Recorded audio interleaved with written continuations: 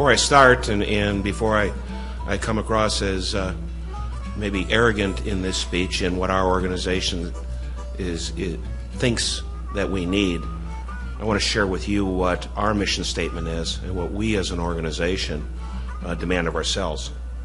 We at Johnsonville have a moral responsibility to become the best company in the world. We'll accomplish this as each one of us becomes better than everyone else at defining and then serving the best interests of those who have a stake in our business.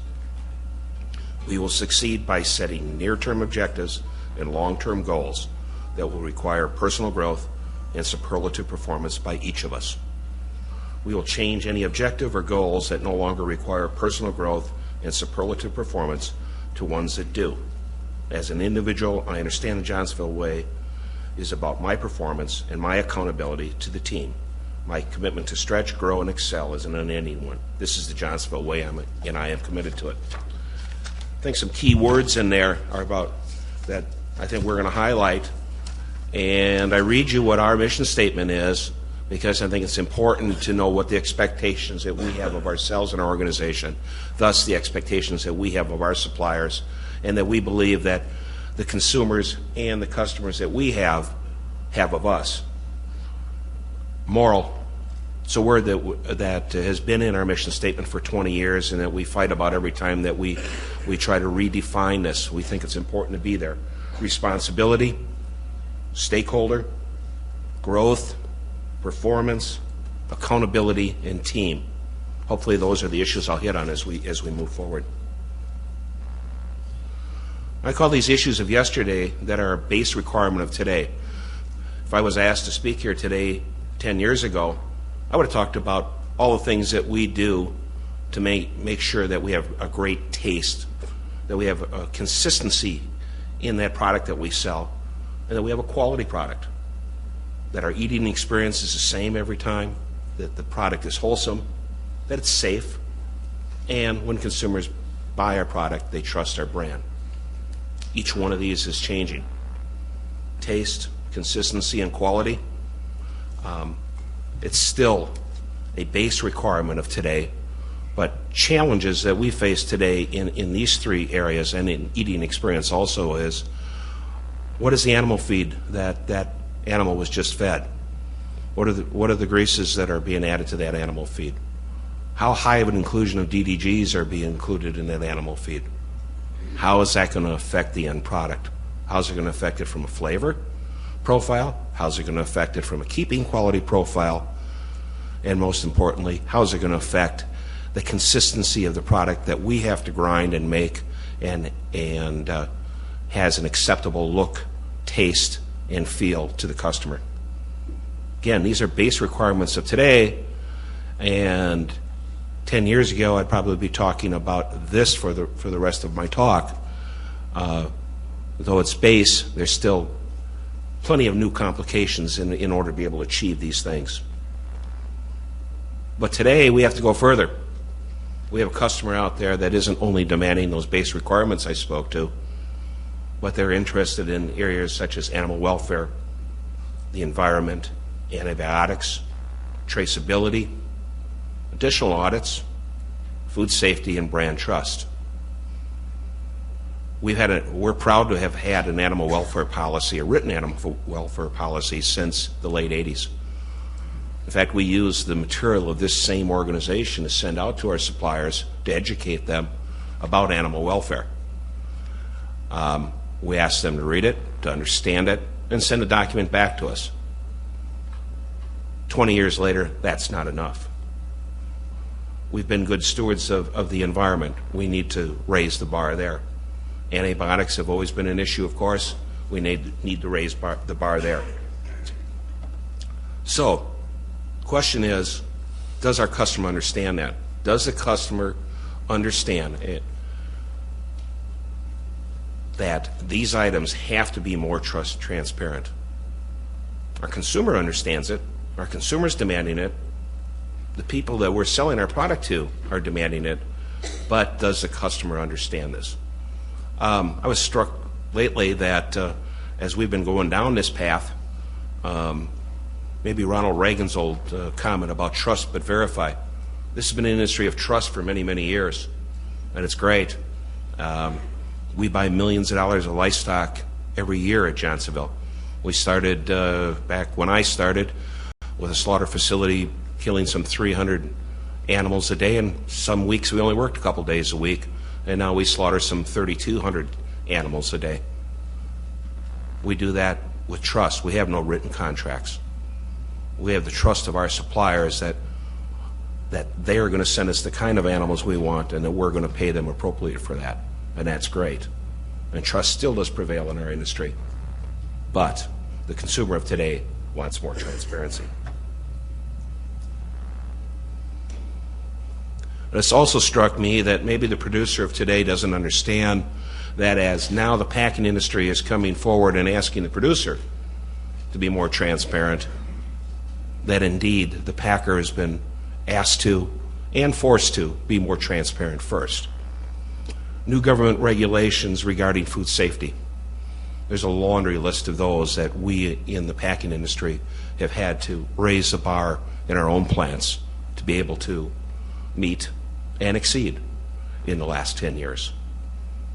More transparency to the consumer. Word transparency keeps coming back, doesn't it? The people that we sell to, the Walmarts, the Krogers, all the retailers of the world, they're asking for more and more transparency in what we do.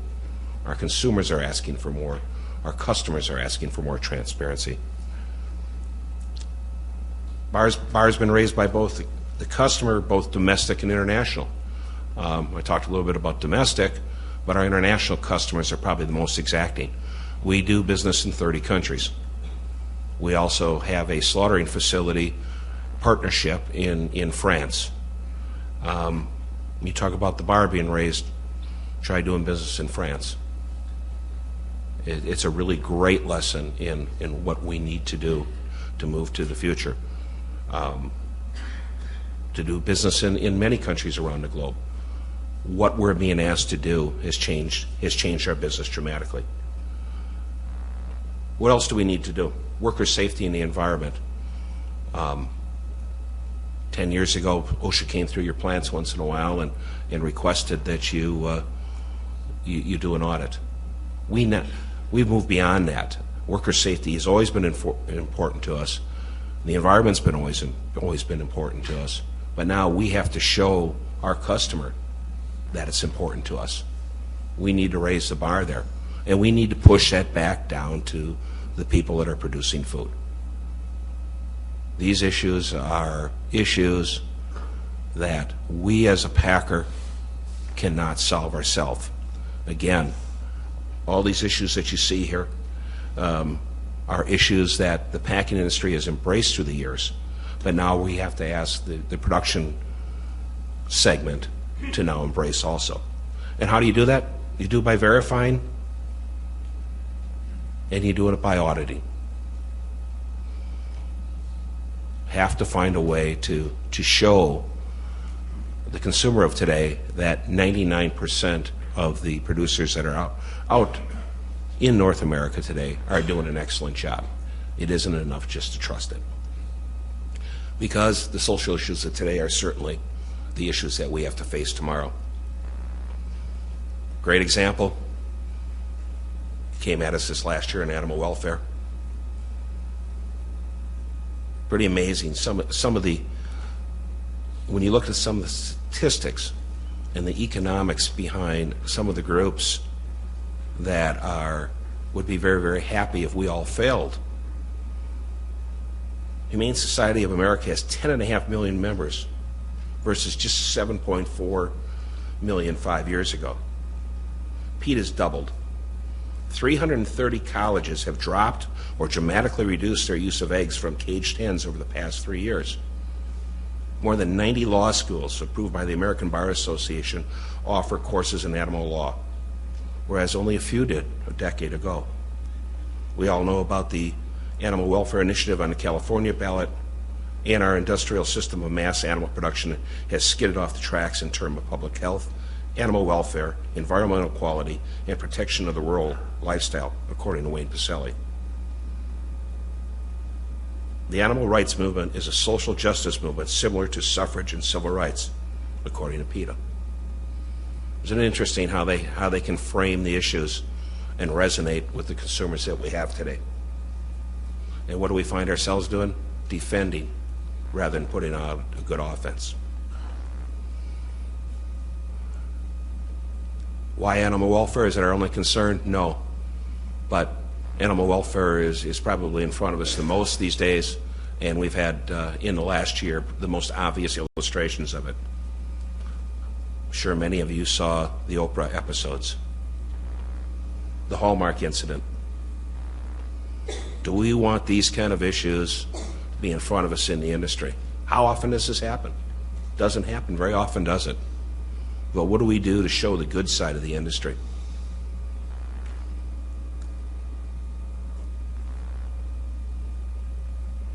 Homer Westland was the perfect storm for activists. It really was. I mean, you talk about it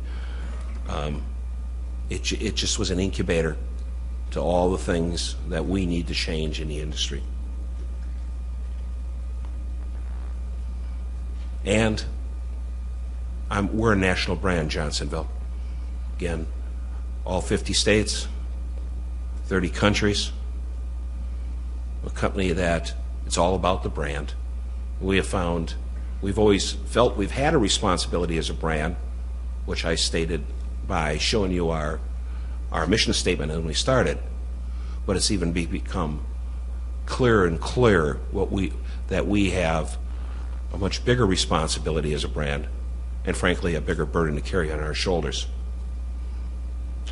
You'll notice the statement that resonates with me is from Kurt Davies, Director of Research for Greenpeace. We attacked the weakest link in the company's value chain. It also said, discovering brands was like discovering gunpowder. I've had an illustration of it in the last year. There was an act in Nebraska that I don't think any of us support. I think most of us understand that it doesn't happen that often. Hormel didn't even know this supplier in question was a indirect supplier to Hormel. But what did the activist groups do? They went after Hormel. Some of you were at the Pork Forum back in March, and you heard Brian Stevens of Hormel speak to what this incident has done to their business. What are we going to do as a community to prevent this? This is not a competitive issue. Animal welfare and some of the other items I'll talk about here are not a competitive issue.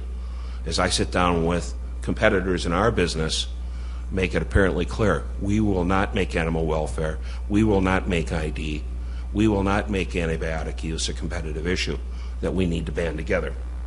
Frustrating thing for us, though, is our ability to do so. When we talk about us being a target, everyone in this room can be a target. And you know what? There's an awful lot of people that are now gunning for us, whether it be the retailers in the food service trying to protect the needs of their consumers, consumers in public opinion coming at us through the media, the regulators, and of course the activists. So rather than sitting back, we're trying to take some proactive steps to ensure that we continue to have exceptional products. And exceptional products to us doesn't mean just the best tasting products in the world, packaged the best. It means the whole experience, that we have that transparency in our business, that our consumer feels safe, that we're providing them wholesome food. Here's a great example of a new program working in unison with NPPC and the Pork Board, is the We Care program. This is a wonderful program. Was just introduced back in March at the Pork Forum, and it states the same ethical principles. Here comes that ethic, that moral thing come back again. This is right off the script of We Care, about producing safe food, affirming the pork producer's obligation to producing safe food, protecting and promoting animal well-being, ensuring practices that protect public health, safeguarding natural resources in all of our practices, providing a work environment that is safe and consistent with our other ethical principles, and contributing to a better quality of life in our communities. These no longer are a want, they're a must. So what have we done? And what do we need to do? And what do you all need to be aware of? And how can you help? We've worked with the Pork Board. We're a proponent of PQA Plus and TQA. But we also work to improve our producers' practices and the audits to verify consistent compliance. We have to add credibility and accountability to PQA Plus. PQA Plus is a wonderful, wonderful educational tool. Producer today needs to understand that, again, the packing industry, the processing industry, has taken on the lion's share of the burden in the last 5 years to try to provide the stakeholders those assurances we were talking about. Have we exhausted them? No. But we can't do it all alone. It's now the time that packers and processors push it back down to the producer level and help them understand that they have to share in helping us add that transparency back to our customers. These are the things that we do today. We have many, many internal audit inspections, more than this whole afternoon would give us the time to talk about. We're checking things that I never would have considered checking 10 years ago, and then we have people checking them. We have third-party audits coming in all the time. Our customers are demanding it. HACCP, government program that continues to evolve, SQF audits, and again, a range and a number of auditors on items like you can't believe. What have we done? What do we need to continue to do?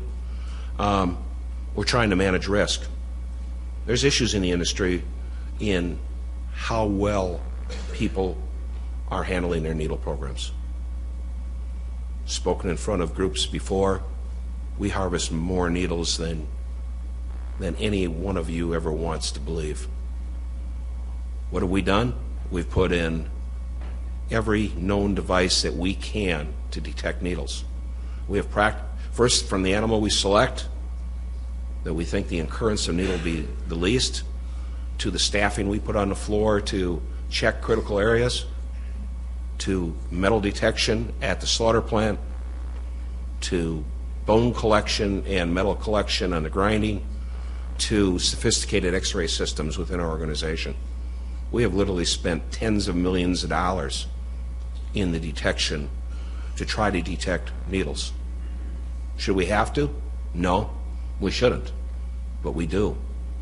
But that responsibility goes back to the producer, and needs to go back to the producer. And anybody in this room that can impact that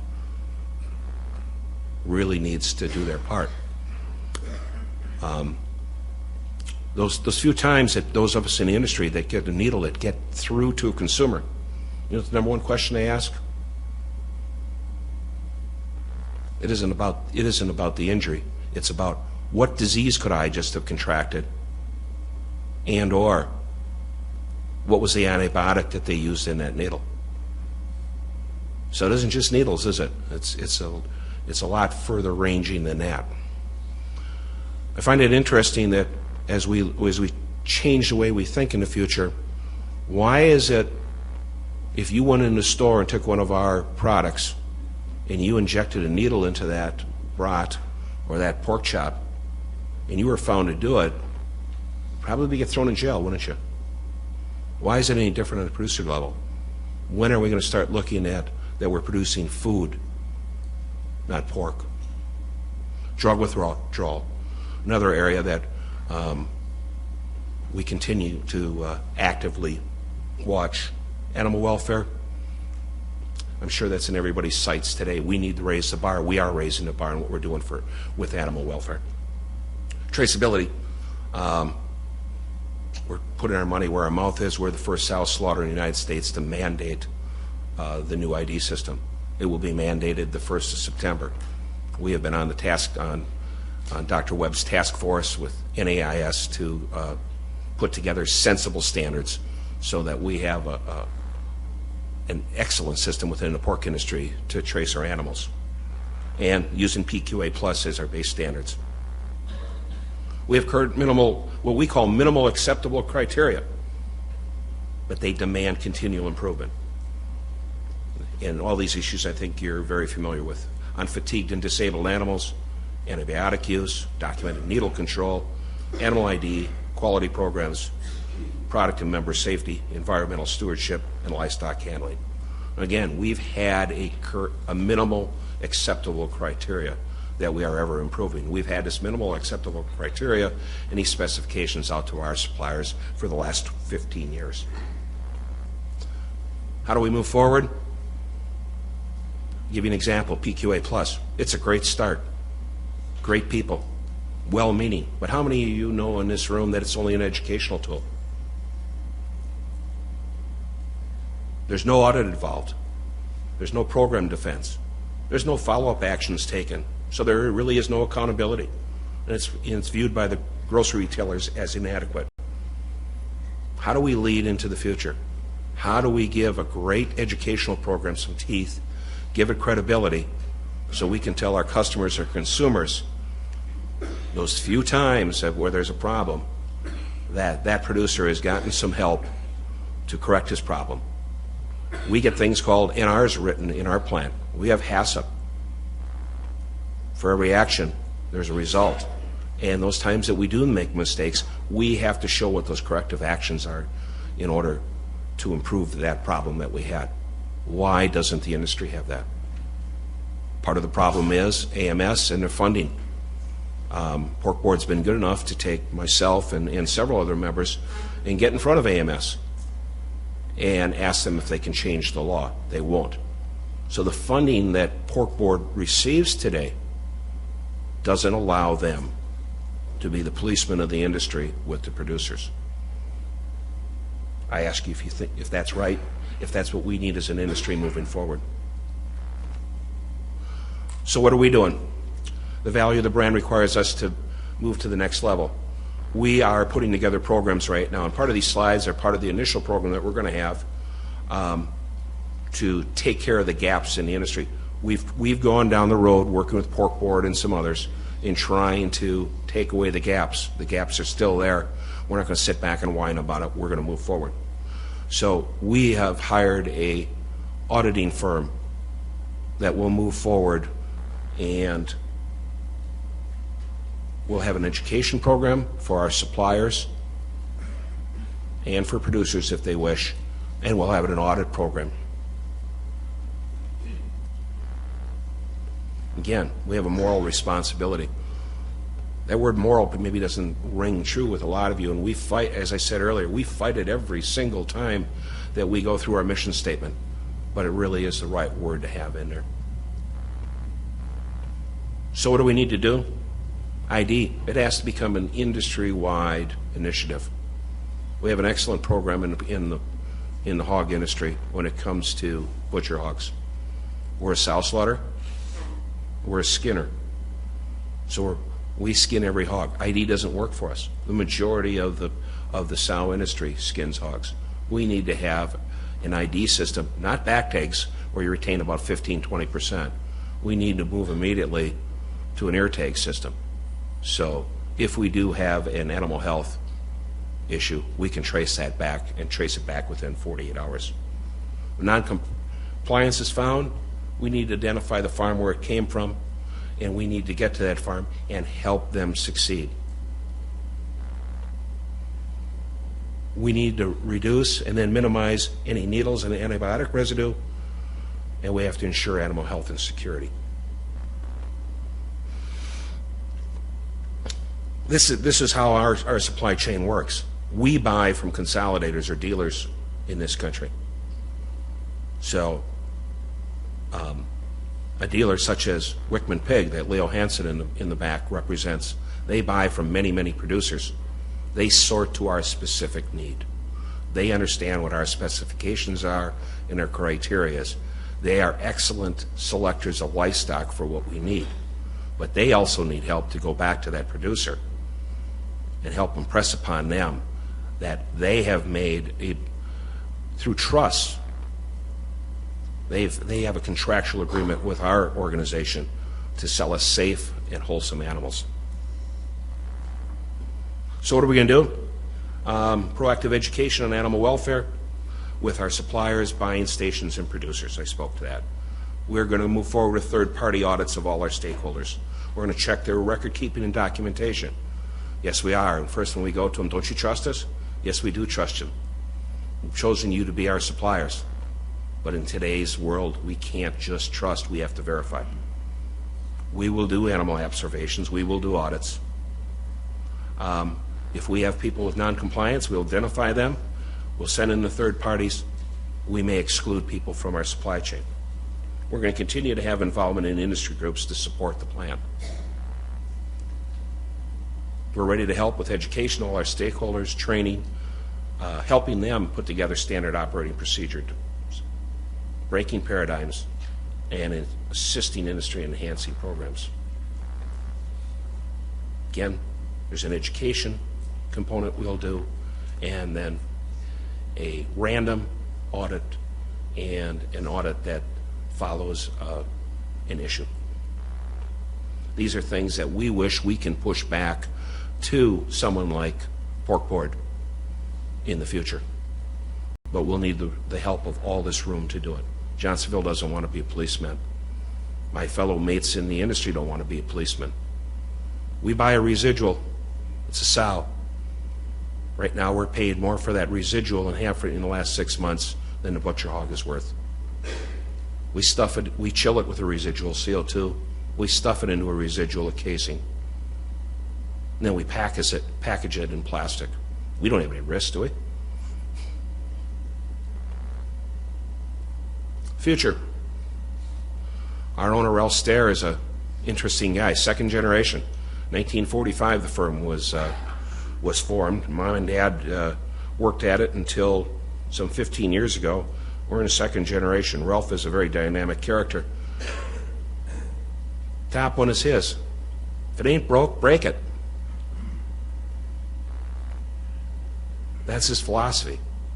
Why do we want to continue to hold on to past practices and old guidelines in this industry? We have a new consumer that many people that spoke before me today have talked about that are getting attention. We have new people in Washington that hear those activists. It's time for us to break our industry and break the paradigms. We need to embrace that change, every one of us, and understand in that change there's a lot of opportunity, isn't there, for everyone? My advice would be, what we do in our organization is empower your members to do the right thing. Set people up to succeed. This isn't about writing new laws. This isn't about only about writing new laws or having new SOPs or having new audits. It's empowering your members to do the right thing. That young guy that works and is given shots in that barn, don't put him in fear of losing his job because he broke a couple needles. Set him up to succeed. Give him something that he won't break that needle, and or if he does, something to identify those animals he did so you can correct it right there. Produce food, not livestock. We got to get in the mindset of producing food in this world. That animal that's out the door, you're eating it. Your children are eating it. There's a billboard in Wisconsin talks about childhood cancer, and it talks about 98% of childhood cancer has been cured in this world. Isn't that great? And their tagline is, unless the 2% is your child. Really resonates for me, and it should resonate for everyone here as far as food goes and producing safe food. It's really not that hard. Ask yourself what's the right thing to do. It's really that simple. What is the right thing to do? Work together as an industry. I hope no one here looks at my talk here today as they're trying to be negative towards the Pork Board. The Pork Board's trying to do what they can, but they have so many tools. We're going to continue to work with the Pork Board. But we as an industry have to work together to convince AMS or wherever it is, or however we want to move forward as an industry, to raise the bar. And last, hold up the responsibility you have as a caretaker of animals and producer of food. We all have a responsibility. Maybe we all just need to think about it differently.